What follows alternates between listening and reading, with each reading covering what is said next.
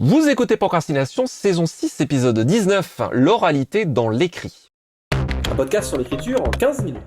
Parce que vous avez autre chose à faire et qu'on n'a pas la science incluse. Avec les voix de Mélanie Fazi, Estelle Faye et Lionel Delous. On parle d'un art écrit, donc avec du texte, qui vise à un effet de réalité, et l'effet de réalité, l'expérience montre que ça ne peut pas être une transcription exacte de l'oral, par exemple dans le dialogue, ne serait-ce que parce que quand on parle, eh bien on fait des comme je viens visiblement de le démontrer, et comme vous ne le savez pas, mais comme je me maudis régulièrement quand il s'agit de produire cette émission, parce que des fois, même moi, je ne sais même plus ce que je voulais dire, et vous n'imaginez pas tout le travail qu'il faut pour rendre mon discours à nouveau cohérent à la production. Bref, l'écrit ne transcrit pas à un pour un l'oral, et donc, pour tout vous confier, le premier titre de cet épisode, c'était les onomatopées, mais on s'était dit que c'était un sujet peut-être un peu trop restrictif, donc on va parler de manière générale de l'expression de l'oralité dans le texte. Quelle place ça a dans le dialogue, mais aussi dans la narration, dans des narrations qui peuvent être peut-être plus familières. On va peut-être partir, pour commencer, d'abord sur le dialogue, qui est peut-être la chose la plus évidente avant de partir sur la narration. Comment on crée une impression d'oralité? Quelle place ça a? Déjà, est-ce que vous êtes d'accord avec ce que je viens de dire, qui est que l'écrit ne transcrit pas un pour un l'oralité? Est-ce qu'on commence cet épisode par le fait de... Ah, Mélanie est d'accord, on ne commencera pas cet épisode par le fait que vous n'êtes pas d'accord avec moi. Disons que la première pensée qui me vient par rapport à ça, c'est même pas tant par rapport au dialogue que mes quelques expériences d'interview où j'ai enregistré des gens puis les ai retranscrits. Et j'étais impressionnée, c'est la première fois que je l'ai constaté vraiment très concrètement, à quel point les phrases qui se tiennent à l'oral se cassent la gueule mais monstrueusement quand on les met à l'écrit. Si on retranscrit tel quel, ça tient pas la route et on est régulièrement obligé de effectivement couper les E, remettre les bouts de phrases qui vont pas ensemble, arranger. Mais il y a un travail de rythme et de concision à faire parce que l'oralité retranscrite telle quelle, c'est même très déplaisant à lire en fait. Ça finit par sonner faux et paraître très déplaisant. Donc mes expériences de retranscription qui ressemblent un peu, je pense, à ma création de dialogue, c'était essentiellement trouver cette fluidité mais qui conserve suffisamment la voix de la personne, suffisamment les accents, les expressions, le registre de langue pour créer l'illusion. Mais c'est vraiment un équilibre à trouver entre les deux. Il faut que ce soit quand même suffisamment adapté au format écrit, dans les structures et les rythmes, mais avec assez d'éléments qui parsèment le tout pour garder l'illusion. Et je pense que ça s'applique au dialogue. Moi, j'irais même plus loin, en fait. C'est-à-dire que l'une des premières leçons que j'ai apprises en écrivant du théâtre, en écrivant des dialogues de ciné aussi, c'est que, en fait, l'effet de réel, ce n'est pas le réel. Et une erreur qu'on fait souvent quand on est jeune, qu'on monte ses premières troupes, c'est on fait des trucs en impro, ça sonne trop bien, on fait rire tout le monde, on les retranscrit. Et après, on essaye d'en faire un texte de pièce. Et en fait, ça ne marche pas. Parce que ça sonne faux. Et pareil, quand on fait des dialogues de ciné qui sont proches du réel, en fait, de la réalité, de la manière dont on parle, à l'écran, ça sonne faux. Et dans un texte, pareil, ça sonne faux aussi. Donc l'idée, c'est beaucoup plus comment retranscrire l'effet de réel, en partant, évidemment, des dialogues réels qui auraient pu être dits, mais en les retranscrivant sous cette forme, pour qu'ils aient cette réalité-là, qui n'est pas du copier-coller de ce qu'on pourrait dire entre nous, quoi. Alors comment on fait cet effet de réel, justement, techniquement? C'est assez difficile à déterminer en fait. Moi j'ai tendance à retranscrire une voix que j'entends. Il y a vraiment un truc de trouver la voix du personnage et le laisser parler. Concrètement, je sais pas si Estelle a des choses plus techniques à dire. Oui, alors dans l'effet de réel, par exemple, c'est toujours aller un cran plus bas sur tout ce qui est particularisme.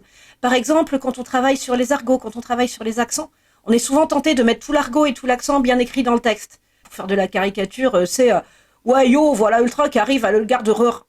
Et sauf que déjà, bon ça, personne ne le dit dans la vie, donc c'est vraiment crétin. Mais c'est vraiment toujours d'être un peu plus écrit que ce qu'on dirait dans la vie. Et à l'inverse, par contre, une tendance que je vois arriver auprès de certains jeunes correcteurs et qui pour moi est problématique, il y a par moments quand je fais des dialogues entre ados. Donc par exemple, ils se disent ils ont un style quand même assez détendu, assez parlé. Et il y a des correcteurs qui veulent tout remettre en nous partîmes, alors qu'ils disent ouais là on est parti quoi.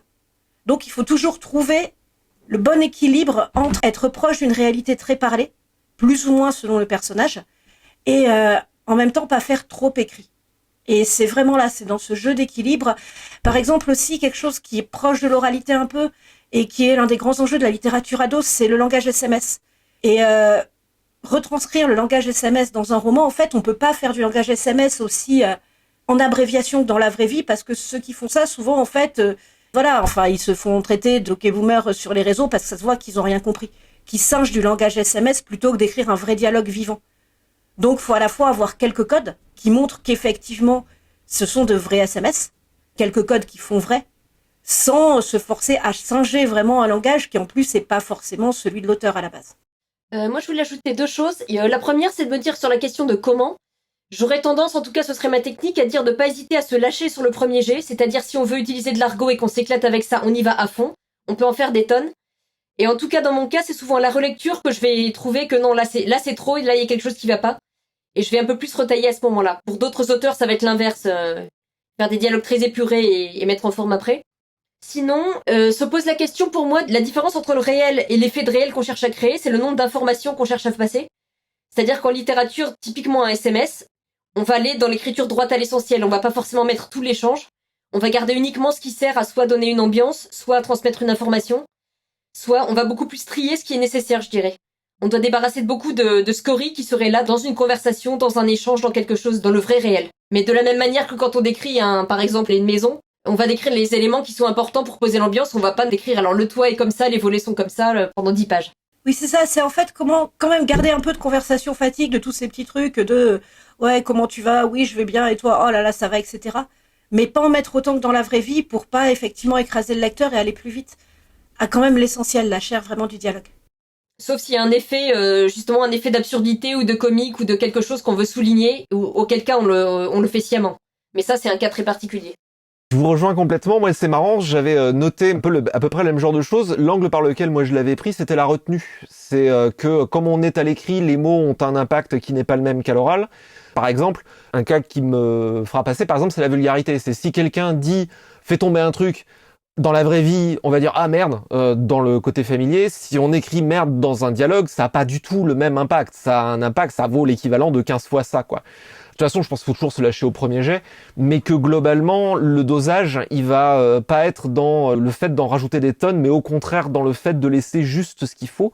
Et je pense que c'est valide aussi dans la narration, par exemple, quand on a une narration à la première ou troisième personne, quand on parle des fois qu'on sent bien la voix d'un personnage ou qu'on veut avoir la voix d'un personnage qui est très marquée, la même chose se trouve. Quelque part, là, l'oralité peut évidemment être une forme de show don't tell vachement puissante parce que ça nous donne la voix VOX d'un personnage, ce qu'on appelle grosso modo la gouaille, hein.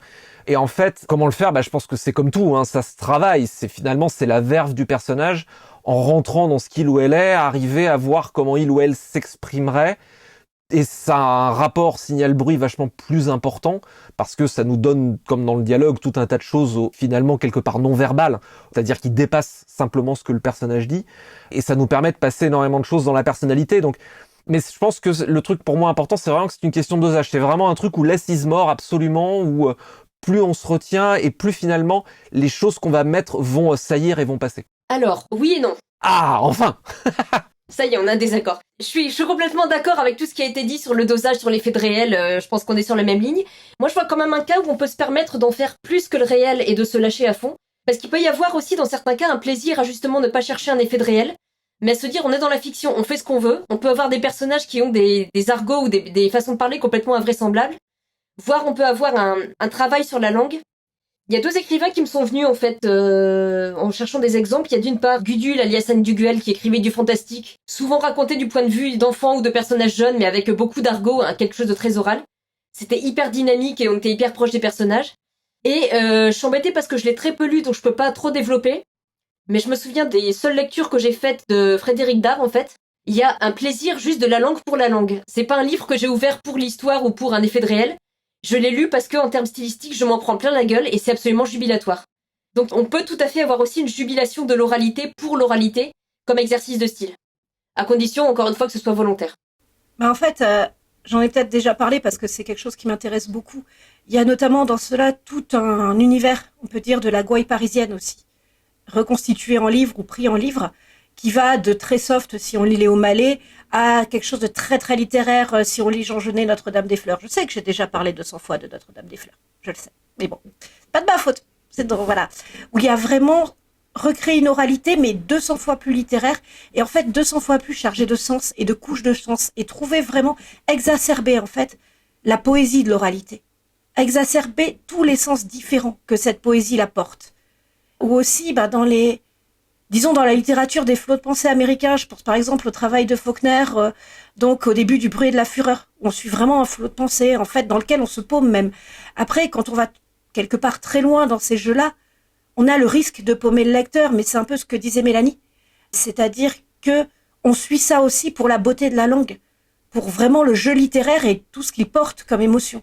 Et même si on ne comprend pas tout à fait où ça nous amène, on peut suivre pour ça. Après, il y en a qui sont complètement paumés quand ils lisent Notre-Dame-des-Fleurs ou Le Bruit et la Fureur, etc. Bon, en un peu plus light, il y a Tandis que j'agonise. Donc ça, vous pouvez essayer déjà pour ceux qui veulent un peu découvrir tous ces univers-là. Mais voilà, c'est finalement jouer sur vraiment toutes ces couches de langage que donne un flot de pensée, que donne un langage aussi justement très argotique et tout, parce que l'argot, c'est un langage qui porte toutes les déformations de sens et de symboles de ceux qui l'ont formé en fait, et de cette manière organique dont il s'est formé. Et vraiment, il y a des jeux très très intéressants là-dessus. Et sinon, comme on doit parler des onomatopées, plop. Je sais pas, ça me paraissait dans le sujet. Parfait. Non, je pense que c'est vachement important de rappeler que quand on parle, on pense à l'oralité, y compris par exemple aussi des onomatopées, on pense souvent au dialogue, alors que pourtant c'est un univers effectivement littéraire qui est tellement plus vaste, y compris qui va se retrouver dans la narration et dans le tissu même d'une narration, même à la troisième personne. Et du coup, c'est l'essence de la narration, c'est le sens, et en même temps c'est indissociable du personnage. Tout ça, quand c'est vraiment réussi et que ça emporte, tout ça est vraiment puissamment imbriqué ensemble. Ça me paraît, donc pour ça effectivement que la question de se dire comment le travail est difficile, c'est comment travailler la verve séparément d'un personnage qui va le porter, et du coup séparément d'une histoire qui va lui arriver. Je pense que tout ça travaille en synergie, et que si on veut l'attraper et si on veut le travailler, il faut travailler toutes ces dimensions en même temps et ensemble pour arriver à le rendre, je crois. L'argot, et d'une manière plus générale vraiment, donc l'oralité dans la langue, c'est ce qui échappe aussi aux règles. En premier, c'est vraiment ce qui advient de manière organique dans une population, ce qui échappe à l'Académie française quand on est en France. Enfin, voilà, c'est comment vraiment une langue se réinvente perpétuellement et de manière vraiment organique, et ça donne des personnages et des récits très organiques aussi. Et c'est vraiment super intéressant pour ça, je trouve. Et après, il y a parfois, oui, des onomatopées qui peuvent venir par ailleurs dans un texte. Je pense par exemple à une nouvelle que j'avais vue en atelier d'écriture où il y avait le clac des talons qui jouait. Donc par moment, trouver que finalement c'est cette petite onomatopée qui va avoir le sens et le rythme qu'il faut, ça peut être intéressant dans un texte, même très classique par ailleurs. Après, il y a une chose intéressante aussi, c'est le rapport au temps, c'est-à-dire que ça peut un argot ou un langage particulier peut marquer l'époque à laquelle a été écrite le texte, et ça peut être à double tranchant. Donc il y a des choses qui restent. Un exemple qui me revenait, c'était Albertine Sarrazin, je crois que c'est dans les années 60, qui écrivait des textes un peu autobiographiques, typiquement dans l'argot complètement jubilatoire. Ça prend pas une ride en fait, ça reste hyper moderne à lire. Et je pensais à contrario, là c'est plus une traduction, mais je sais que la Trappe-Cœur par exemple était connue pour avoir donné le langage d'un ado à l'époque où c'est écrit. La traduction notamment a assez mal vieilli, le texte lui-même je le prononcerai pas, mais il faut garder en tête aussi que si c'est vraiment ancré dans le langage actuel, se demander comment ça va passer l'épreuve du temps peut-être. J'ai eu une anecdote rigolote. Mon premier texte publié professionnellement, qui est une Inkjack publié en 2004, quelqu'un l'a lu récemment, m'a dit que c'était cool sur Twitter, et que ça fleurait bon les années 2000, sachant que c'est une nouvelle de SF censée se passer dans les années 2030, parce que j'utilisais l'expression « Morgane de toi », et j'avoue que les cheveux m'ont dressé sur la tête, et je vous prie de croire que c'est pas facile, en me disant « Ah la vache, à un moment il y a des trucs qu'on croit immortels, mais qui ne le sont clairement pas ». C'est QFD. Mélanie a cité la difficulté de transcrire même des interviews. Une petite pensée pour nos amis et camarades de l'Atelier Perché qui se chargent de réaliser la transcription de ce podcast maintenant au long cours, et qui doivent effectivement peut-être lutter sur notre propre oralité. Merci à eux et elles. Merci, pardon. Merci et on vous aime. Oui. Une petite citation pour terminer. Sachez contrôler vos points d'exclamation. Vous êtes autorisé à en utiliser 2 ou 3 tous les 100 000 mots. Sauf si vous avez le don de les employer comme Tom Wolfe, alors ne vous gênez pas. Elmore Léonard. À vous de voir ce que vous en faites, si vous êtes d'accord ou pas. C'était Procrastination. Merci de nous avoir suivis. Maintenant, restez procrastinés. Allez écrire.